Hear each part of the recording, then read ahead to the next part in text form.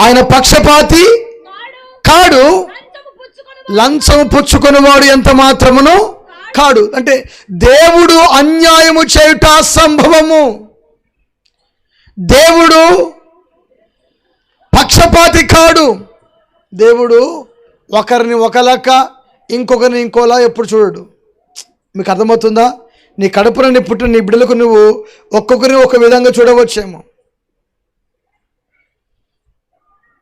నీ కుటుంబంలో అన్నదమ్ములే ఉండవచ్చు, అన్నదమ్ములు ఒక్కొక్కరిని ఒక విధంగా చూడవచ్చేమో.